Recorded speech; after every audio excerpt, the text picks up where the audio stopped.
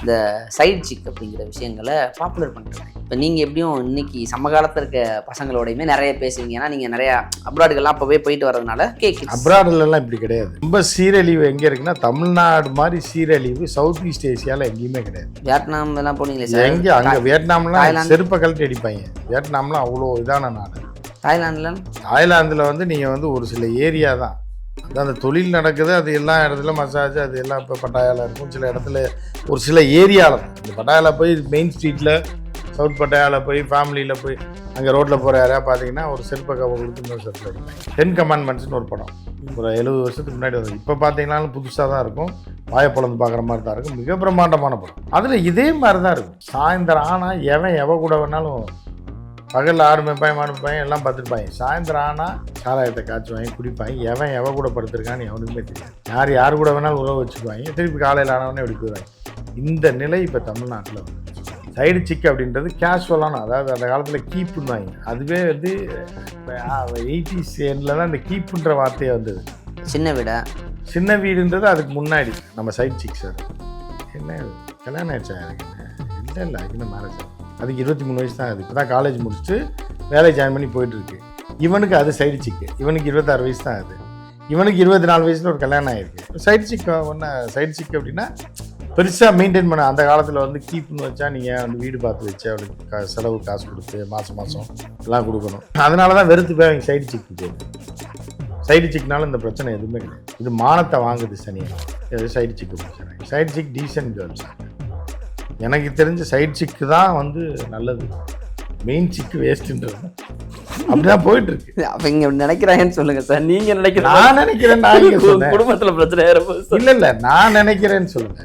போட்டு சொல்ல தாங்க முடியல. ஆனா சைட் சிக் அப்படி கிடையாது. ஏன்னா சைட் சிக் மாட்டிக்கும். அதனால அந்த ரீல்ஸ்ல வந்து ஸ்டேட்டஸ் வைக்காது, ஸ்டோரி போடாது, எதுவும் போடாது. நம்மளை போட்டு டார்ச்சர் பண்ணாது. வீடியோ எடுக்கணும், போட்டோ எடுக்கணும்னு சொல்லி. ஸோ அதனால பசங்க போறாம இன்னைக்கு சைட் சிக்கை நோக்கி போட்டு. ஆனா அதே சைட் சிக்கு மெயின் சிக் ஆயிடுச்சுன்னு வைங்க, அதோட டார்ச்சர் தான். அவன் செத்தான். அது சைடு சிக்கிட்ட மாட்டானோ மெயினா மாட்டானோ அவன் செத்தான். ஒரு பேரு சென்னைக்கு வராரு மறைக்காயம். யார் இவர்? சார் வணக்கம் சார். வணக்கம் நண்டா. இந்த 2K கிட்ஸுகள் பற்றி நம்ம நிறைய பேசியிருக்கோம். 2K கிட்ஸ்னால் ஒன்று நீங்களும் 2K கிட்னு என்ன சேர்த்துறீங்க. ஒரு வருஷம் முன்ன பின்ன இருக்குது சார். அதனால் என்னை வந்து ஏர்லி 90s கிட்ஸில் சேர்த்துக்குங்க. இப்போ நம்ம இயல்பாக பேசும்போது சொல்லுவோம், இன்றைக்கி இருக்க பசங்களுக்குலாம் பொறுமை இல்லை, உடனே எல்லாம் கிடைக்கணுங்கிறானுங்க, கொஞ்சம் கூட ஃப்ளெக்சிபிளாக இல்லை அப்படின்னு நிறைய விஷயங்கள்லாம் பேசிகிட்டு இருக்கும்போது இந்த சைட் சிக் அப்படிங்கிற விஷயங்களை பாப்புலர் பண்ணிட்டுருக்காங்க. ஏன்னா அவங்க தப்பான விஷயத்தெல்லாம் பெருமையாக கொண்டாடுறாங்களே, இதெல்லாம் நல்லது கிடையாது, ஒரு சொசைட்டியவே நாசமாக்கிடுமே அப்படின்னு நம்ம புலம்புனாலும் அதை பெருமையாக நினைக்கிற அந்த கல்ச்சர் இருக்குல்ல சார், அது வந்துக்கிட்டு தான் இருக்குது. இப்போ நீங்கள் எப்படியும் இன்னைக்கு சமகாலத்தில் இருக்க பசங்களோடையுமே நிறைய பேசுவீங்க, ஏன்னா நீங்கள் நிறையா அப்ராடுகள்லாம் அப்போவே போயிட்டு வரதுனால. இன்னைக்கு இந்த 2K கிட்ஸ் அப்ராடுலலாம் இப்படி கிடையாது. இந்த போயிட்டு ரொம்ப சீரழிவு எங்கே இருக்குன்னா, தமிழ்நாடு மாதிரி சீரழிவு சவுத் ஈஸ்ட் ஏசியாவில் எங்கேயுமே கிடையாது. வியட்நாம் எல்லாம் போனீங்களே சார்? எங்கே அங்கே வியட்நாம்லாம் செருப்பை கழட்டி அடிப்பாங்க. வியட்நாம்லாம் அவ்வளோ இதான நாடு. தாய்லாந்தில் வந்து நீங்கள் வந்து ஒரு சில ஏரியா தான் அதான் அந்த தொழில் நடக்குது. அது எல்லா இடத்துல மசாஜ் அது எல்லாம் இப்போ பட்டாயாவில் இருக்கும். சில இடத்துல ஒரு சில ஏரியாவில் தான். நீங்கள் பட்டாயாவில் போய் மெயின் ஸ்ட்ரீட்டில் சவுத் பட்டாயாவில் போய் ஃபேமிலியில் போய் அங்கே ரோட்டில் போகிற யாரையா பார்த்தீங்கன்னா ஒரு செருப்பை கொடுத்து இன்னொரு செருப்பில் அடிப்பாங்க. நீங்கள் வந்து பட்டாயானோடனே எல்லாரும் அப்படின்னு நினச்சிடுவாங்க. அது 0.01% தான் வருமா? அப்படிதான் 0.01% தான். ஆனால் 1 லட்சம் பாப்புலேஷன் இருக்குது அப்படின்னா அதில் ஒரு 10,000 பேர் அது தொழில் பண்ணுறதுக்குன்னே இருக்கிறாங்க. அந்த மாதிரி தானே தவிர தமிழ்நாடு மாதிரி நான் பார்த்த அளவுக்கு சீரழியில் எங்கே ஸ்ரீலங்காவில் அப்படி கிடையாது. ஸ்ரீலங்கா அப்படி இல்லை, இன்னும் அப்படியே இருக்குது, சுத்தமாக இருக்குது. சிங்கள மக்களும் சரி, தமிழ் மக்களும் சரி. இதில் யாரா ரொம்ப கேவலமாக இருக்கா அப்படின்னு பார்த்தா தமிழ் மக்கள் தான் இருக்காங்க. சிங்கள மக்கள் அந்தளவுக்கு கேவலம் ஆகலை இன்னும். புரியுதா சார்? கலாச்சாரம் பண்பாடுன்னு பெருமையாக பேசின தமிழ் இன்னும் அந்த 2K கிட்ஸ் காலகட்டத்தில் ரொம்ப அடி பாதாளத்துக்கு போய் கேவலமாக போயிடுச்சு. இருக்கிறதுலே வந்து என்னென்னா அந்த உலகத்தை வந்து நீங்கள் வந்து அந்த அந்த பைபிள் காலம்னு ஒரு இதெல்லாம் இருக்குது படம். ஏன்னா எதுக்காக நான் அந்த கிறிஸ்டியானிட்டியை கோட் பண்ணுறேன்னா அது தொடர்பான படங்கள் தான் வந்திருக்கு. சினிமாக்கள், பிரம்மாண்டமான படங்கள், ஆங்கில படங்கள்லாம் வந்திருக்கு. அந்த ஆங்கில படங்களில் ரிசர்ச் மூலமாக எடுக்கப்பட்ட படங்கள்னால அந்த காலத்தைய மனிதர்கள் எப்படி இருந்தாங்கன்னு சொல்லி இந்த பழைய ஏற்பாட்டில் இருந்த கதையெல்லாம் வச்சு தான் எடுத்திருப்பாங்க. அப்போ எப்படி கேவலமாக இருந்தார்களோ, அதுக்கப்புறம் எப்படி நல்ல வழியில் மாறி வந்தாங்களோ அந்த கேவலமான ஒரு சமூகம் இப்போ தமிழ்நாட்டில் போயிட்டு இருக்கு. 10 கமாண்ட்மெண்ட்ஸ்னு ஒரு படம் ஒரு 70 வருஷத்துக்கு முன்னாடி வந்தது. இப்போ பார்த்தீங்கன்னாலும் புதுசாக தான் இருக்கும், வாயை பொழந்து பார்க்குற மாதிரி தான் இருக்கும், மிக பிரம்மாண்டமான படம்.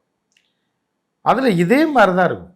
சாயந்தரம் ஆனால் எவ கூட வேணாலும், பகலில் ஆடு மேய்ப்பாய் மாடு மேய்ப்பாய் எல்லாம் பார்த்துருப்பாங்க. சாயந்தரம் ஆனால் தங்கம்லாம் வச்சு இப்போ தங்கத்தில் ஒரு உருவத்தை செஞ்சு வச்சு அதுக்கு படையல் போடுவாங்க. நைட்டு சாராயத்தை காய்ச்சுவாங்க, குடிப்பாங்க. எவ கூட படுத்திருக்கான்னு எவனுக்குமே தெரியாது. யார் கூட வேணாலும் உறவு வச்சுக்குவாங்க, திருப்பி காலையில் ஆனவொடனே இப்படி போயிடுவாங்க. இந்த நிலை இப்போ தமிழ்நாட்டில் வந்துருச்சு. புரியுதாங்க? தமிழ்நாட்டில் வந்துருச்சு, அது பீக்கில் போயிட்டுருக்கு.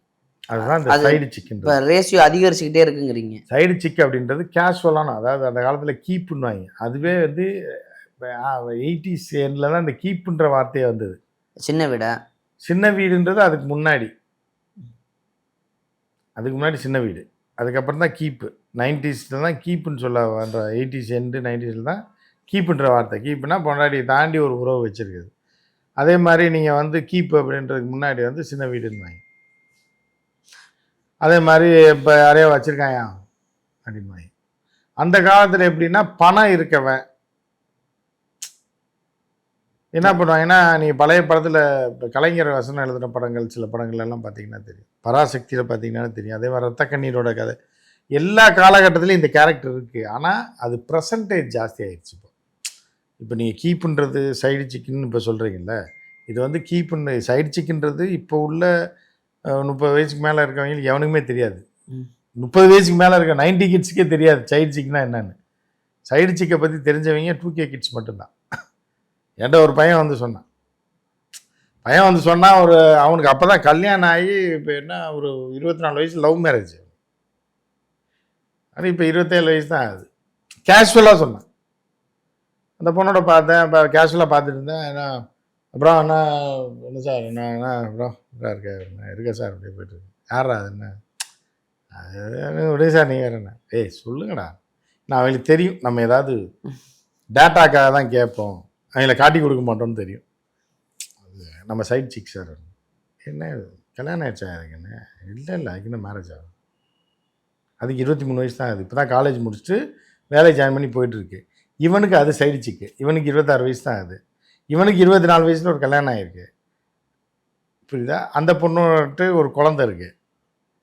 27 வயசில் ஒரு 3 வருஷத்தில் அவளை இது பண்ணிவிட்டு சைடு சிக்கு. ஒன்று சைடு சிக்கு அப்படின்னா பெருசாக மெயின்டைன் பண்ண. அந்த காலத்தில் வந்து கீப்புன்னு வச்சா நீங்கள் வந்து வீடு பார்த்து வச்சு அவளுக்கு செலவு காசு கொடுத்து மாதம் எல்லாம் கொடுக்கணும்.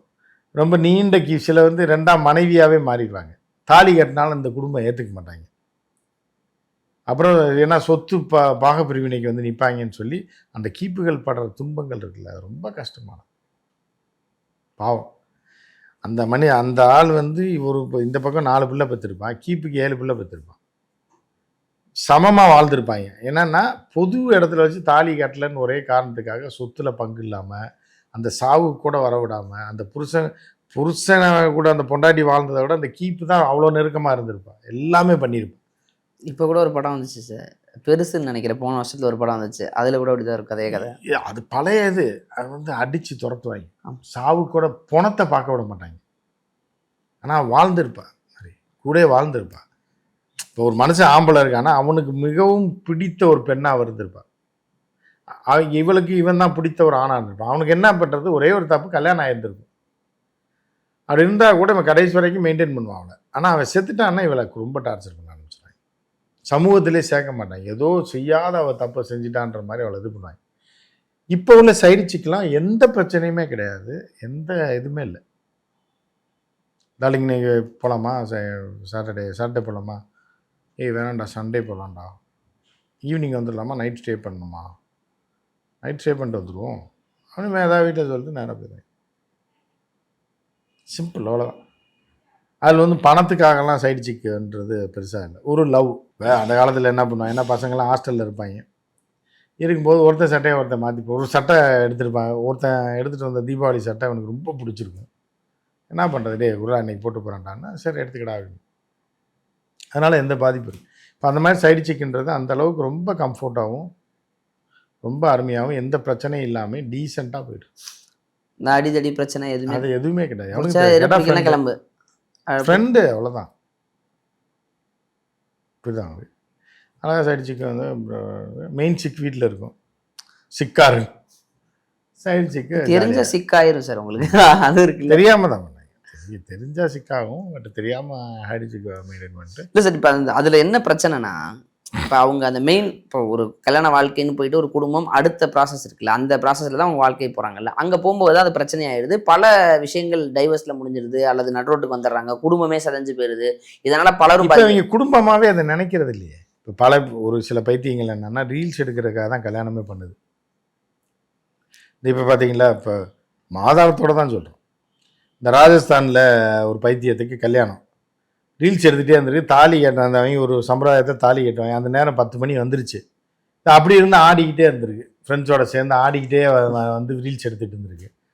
மாப்பிள்ளை வீட்டுக்காரங்க என்ன பைத்தியம், அவங்களும் கூட எல்லாம் சேர்ந்து தாண்டியா டான்ஸ் ஆடுறவங்க தான். அவங்க ஆடுவாங்க எல்லாம் ஜாலியாக. அது வந்து கல்யாணம் முடிஞ்சு ஆடுவாங்க. இதனடா வரவே மாட்டேது, ஆடிக்கிட்டு ரீல்ஸ் எடுத்துன்னு 10 ஆச்சு 10:15 ஆச்சு, திருப்பி வந்து கூப்பிட்டுருக்காங்க. வரமாட்டேங்குதுன்னு பயங்கர டென்ஷன் ஆகி மாப்பிள்ளை வீட்டுக்காரங்க அப்படியே இந்த கல்யாணமே வேணான்னு எடுத்துகிட்டு போயிட்டாங்க. இதெல்லாம் கட்டி குடும்பம் நடத்தி என் மகன் வாழ்ந்த விளக்கு வச்ச மாதிரி தான் இந்த சனியன் தொலைதுன்னு சொல்லி அப்பயே அந்த சனியனை துரத்தி விட்டு கல்யாணம் நின்று போச்சு. அதே அவங்க பெருசாக எடுத்துக்கல, பெருசாக பஞ்சாயத்து வச்சு சண்டை போட்டிருக்காங்க. அவன் அசிங்கமாக கேட்டிருக்கான், பிள்ளை வளர்த்துருக்கான், மண்டையும் ஆலையும் பாடுறாங்க. ஏண்டா முதல் நாள் கல்யாணம் தாலி கட்டுற அன்றைக்கி இப்படி பண்ணுச்சுன்னா இதெல்லாம் வச்சு எப்படா குடும்பம் நடத்த முடியும் அப்படின்னு சொல்லி வஞ்சு இது பண்ணிவிட்டு காரி துப்பிட்டு போயிருக்காங்க. ஸோ இப்படிப்பட்ட இது வந்து எக்ஸ்ட்ரீம் பைத்தியம்.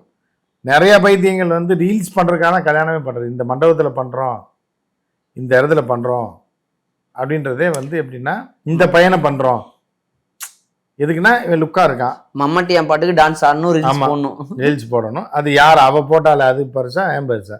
அடுத்த நாள் டைவர்ஸ் ஆனால் கூட பிரச்சனை இல்லை, ஒரே நாள் டைவர்ஸ் ஆன பிரச்சனை இல்லை. பரவாயில்ல, புதுசாக இன்னொரு ரீல் போடலாம். அது அந்த இந்த பைத்தியங்கள் கோயம்புத்தூர்ல இருக்க பைத்தியம் முப்பாத்தா பைத்தியம். முப்பாத்தானா அதான் வாட் இஸ் யுவர் நேம் முப்பாத்தா. அந்த மெண்டல் பைத்தியங்கள் அந்த மாதிரி. அதாவது ஒருத்தன் பண்ணா கான்செப்ட் அது வெயிட் பண்ணா அதை பார்த்து ஊரே பண்ணீங்கன்னா உங்களுக்குலாம் அறிவு இல்லை, உங்களுக்குலாம் வந்து எதை திங்கிறீங்கன்னே தெரியல. இல்லை சார், ஒன்றை பார்த்து ஒருத்தி கல்யாணத்தில் போட்டால் அது நல்லா இன்ட்ரெஸ்டிங்காக இருந்தது, அதை அவள் யோசிச்சிட்டே இருந்து போட்டிருக்கா அந்த பொண்ணு, பயங்கர வைரல் ஆச்சு. அதை பார்த்து எல்லாமே போடுறீங்களா, உங்களுக்குன்னு அறிவு இல்லையா? நீ ஏதாவது வித்தியாசமாக பண்ணால் பரவாயில்ல.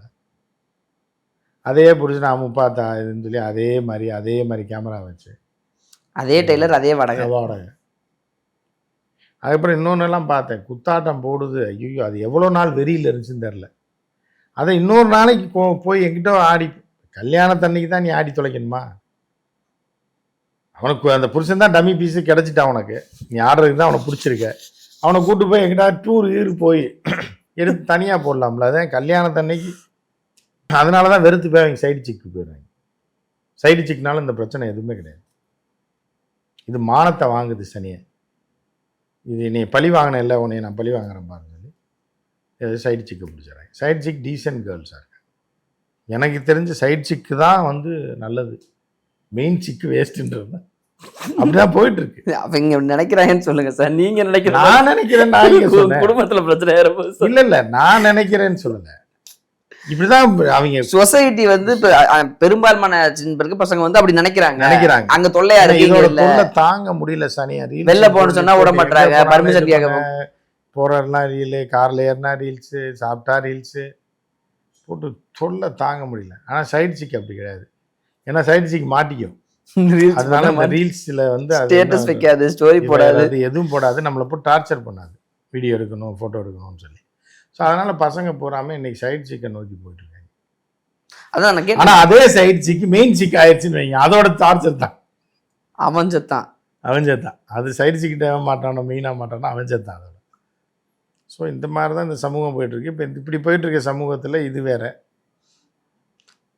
சேலம், பொள்ளாச்சி, இது ஒரு வைகுண்டம், ஸ்ரீவைகுண்டம் வேலை வாங்கி தரேன்னு கூப்பிட்டு போயிடறாங்க. எப்படி தான் நம்பி போகிறாங்கன்னு தெரியல. அவனே வேலை வெட்டி இல்லாம இருக்கான், அதான் அவனை நம்பி போறாங்க, வேலை வாங்கி தரேன்னு சொல்லிட்டு ரூம் போடுறாங்க. ஒரு அம்மா சொல்ல, அவனை நம்பி போயிருக்கேன், அவனுக்கு வீடு இருக்குதா, அந்த பரதேசிக்கு அவனு ஒரு அம்மா அந்த லவ் பண்ற பையனை பத்தி திட்டுவாங்க சார் அவங்க பொண்ணை. அந்த மாதிரி அவனே வேலை வெட்டி இல்லாம இருக்கான், அவன் வேலை வாங்கி தர, நீ எப்படிமா போனன்றது எவ்வளவு கூமுட்டைங்களா இருக்கு பாருங்க.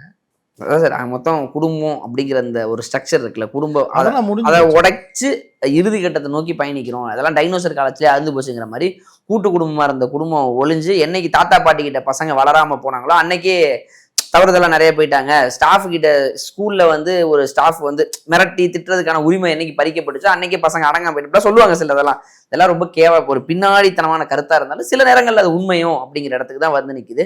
எனிவே சார், சொசைட்டி இந்த அளவுக்கு ஒரு ஸ்டெப்பா மாறி அடுத்த எக்ஸ்ட்ரீம் போயிட்டு இருக்கு. இதை வேரோட அறுக்கிறதா நம்ம ப்ராசஸா யோசிக்கணுமே தவிர 19 அது ஸ்கூல்ல நாங்க படிக்கிற காலத்துல எல்லாம் ஸ்கூல்லயே ஈகோ உடச்சு விட்டுருவாங்க. பிள்ளைங்க பயலுங்களை உடச்சு விட்டுருவாங்க. ஒரு பிள்ளை ஒரு சைஸாக இருந்துட்டு மேக்கப் போட்டுட்டு சுற்றி இருந்துச்சுன்னா அதை அந்த கூட இருக்க பிள்ளைங்களும் அடிச்சு உனக்கெல்லாம் தேவையில்லையா, மூஞ்சிய கண்ணாடியில் பார்த்துருக்கியா, ஓவரா பண்ணுற நீ அப்படிங்கும்போது 4 பேர் சொல்லும்போது சரி நம்ம இவ்வளோ தான் பண்ணணுமோ, நம்ம ஓவரா பண்ணுறோமோன்றது அந்த பிள்ளை திருந்தோம். அதை விட்டுட்டு இப்போ யாரையுமே எதுவுமே சொல்லக்கூடாது. பசங்க அதே மாதிரி பண்ணி மாதிரி தின்னுட்டு இருக்காம பாரு, உருண்டையாகத்த இது மாதிரி எப்படி இருந்தாலும் மாதிரி இருக்க நாய் அப்படிங்க 4 பேர் வையும் போது என்ன ஆகும்னா, ஐயோ நம்ம ஓவரா திங்கிறதுனால தான் இப்படி இருக்குமோ, தின்னுவிட்டு ஒரு வேலையும் செய்யாமல் அவன் திருந்துவான். கூட இருக்க பசங்களும் பிள்ளைங்களுமே ஒரு லிமிட்டுக்கு மேலே ஒருத்தர் ஆட விட மாட்டாங்க. இப்போ வந்து என்னன்னா யாரையும் விமர்சனம் பண்ணக்கூடாது, வாத்தியாரை அடிக்கக்கூடாது, வாத்தியார் எதுவும் சொல்லக்கூடாது. அது என் பிள்ளைய நீங்க இது பண்ணீங்க, ஸ்டாஃபை போட்டு அடிக்கிறாங்க சார் பசங்க. எனக்குலாம் ஆச்சரியம், என்னடா ஸ்டாஃப் அடிக்கிறாங்க, எப்படி நீ வந்து இது பண்ணலாம், என் பையனை கை வைக்கிறது நீ யார் பெரிய ஆளான்னு கேட்குறாங்க. அப்போ அதுக்கும் உன் பையன் எப்படி வழங்குவான், உன் மகன் எப்படி வழங்கும், சைடு சிக்காக தான் போகும். இதுவும் சொல்றதுக்கு இல்லை சார். சொசைட்டி இதுகளை வந்து ஒன்றுமே செய்ய முடியாதுங்கும் போது அந்த சொசைட்டி நாசமாக போயிடும். அந்த ஈகோ உடைக்காதனால என்ன ஆகுதுன்னா, இது தன்னைத்தானே வந்து ஐஸ்வர்யா ராயா ஒவ்வொன்று நினச்சிக்குது. இவங்களும் ஷாருக்கான் சல்மான் கானா நினச்சிக்கிட்டு முண்டாக்கு முடிய விட்டு அந்த காலத்தில் சொல்லுவாங்க, டேய் மண்டையா ஆளும் முடிய வைக்கலாம் பாரு, படா மூஞ்சியில் முடிச்சாலே சோத்துக்கு பொடி காம்பிடாதுன்னு வாங்கி, உன் மூஞ்சியில் முடிச்சா பொடி காம்பிடாது, போயில பொடிக்க கூட விட மாட்டான், போ முதல்ல பேய்க்கு பெயிண்ட் அடித்த மாதிரி இருக்குன்றாங்க நேராக. இப்போ அப்படிலாம் சொல்ல முடியாது, சொன்னால் பெரிய ஏழை. என் மகனை எப்படி நீ சொல்ல போச்சுங்க, அவன் பார்த்தா இப்படி கோபுரம் மாதிரி வெட்டி கோடை போட்டு விட்ருக்கேன் சைடில். ஏன்னா பல பேர் பைத்தியங்கள் வந்து உடம்பு பூரா பச்சை. யூரோப்பியன்ஸ் பார்த்தீங்கன்னா அதில் சைக்கோக்கள் நிறையா இருப்பா, சவுத் அமெரிக்காவில் அங்கங்கே தான் பார்த்துருக்கோம். இப்போ அந்த சைக்கோக்கள் பூரா இப்போ தமிழில் உழவுது. அது எங்கே பச்சை குத்தி இருக்குதுன்றதை வச்சு அது யாருன்றதை சொல்லிடலாம். ஒருத்தரை ஒரு ஆம்பளையா பொம்பளையான்னு, அவன் என்ன பச்சை குத்தி இருக்கான், இவனுடைய மனநிலை எப்படி இருக்கும் அப்படின்னு. அவன் மூஞ்சியை பார்க்கல, பச்சை குத்திருக்கிறத வச்சே சொல்லிடலாம், இவன் பச்சை குத்திருக்கிறத வச்சே சொல்லிடலாம். எல்லாமே ஓப்பன் தான் இப்போ என்ன. ஏன்னா எப்போ ஒருத்தன் வந்து ஒரு பெர்மனண்ட் மார்க் ஏற்படுத்துகிறாங்களோ ஆம்பளையோ பொம்பளையோ, ஏன்னா இந்த உலகமும் சிந்தனையும் மாறக்கூடியது, ஃபேஷன் மாறக்கூடியது. ஒரு பெர்மனண்ட் மார்க்கை உடம்புல போடுறாங்க அப்படிங்கும்போது என்னன்னா வாழ்க்கையால் தான், நீ அதை ரிமூவ் பண்ணவே முடியாது. இப்போ ரிமூவ் பண்ணுறாங்கன்னு நினைக்கிறேன், ஆனால் வெள்ளை வெள்ளையாக போயிடும், ரியல் ஸ்கின் இருக்காது. அப்போ நீ மாற்றி இங்கே இங்கே இங்கே இதில் பேக்கில் இங்கே, அப்போ நீ என்ன காட்ட விரும்புகிற, எதை நீ வெளியே காட்ட விரும்புகிற, இங்கே லைன். அப்போ லைன் போட்டோன்னா இது தெரியணும்னா நீ ஷார்ட்ஸ் தான் போட்டு போகணும், சின்ன மீடி தான் போட்டு போகணும். இப்போ இங்கே வந்துட்டாளுங்க இது வரைக்கும். ஸோ இப்போ நீ அப்போ நீ அவுத்து போட்டு போக வேண்டியதானே, நீ என்னத்தை இது இங்கே பச்சை குத்தி இதை பார்க்குறதுக்கு ஓப்பனாகவே காட்டி விட்டு போயிட வேண்டியதானே அப்படின்ற மாதிரி இருக்குது. ஸோ அப்படி கேவலமாக கேடு கட்ட ஒரு சமூகமாக இது ரொம்ப வேகமாக மாறிட்டு. அதான் சார். எனிவே சார், லைஃப்பில் கிக்காக இருக்கணும்னு சைடு சிக்கு வச்சு வாழ்க்கையை சிக்காக்கிறதுக்கு தான் எல்லாருமே முயற்சிக்கிறாங்க. எனிவே சார் தவறு. நீங்கள் அதான் நம்ம தனிநபர் சார்ந்து இந்த சொசைட்டி எப்படி போகுது, அவங்களுடைய கருத்து என்னவா இருக்குங்கிறது தான் சொல்லியிருக்கோம். இதெல்லாம் மறைத்து நல்ல விஷயங்கள், நல்ல வாழ்க்கையில் குடும்பங்கிற ஒரு விஷயத்துக்குள்ளே வாழ்கிற எண்ணிக்கை இருந்துகிட்டு தான் இருக்குது. அது அதிகரிக்கணும், இது குறையணுங்கிறதுக்காக தான் அதை தொடர்ந்து பேசுகிறோம் சார். நேரம் கொடுத்ததற்கு நன்றி சார்.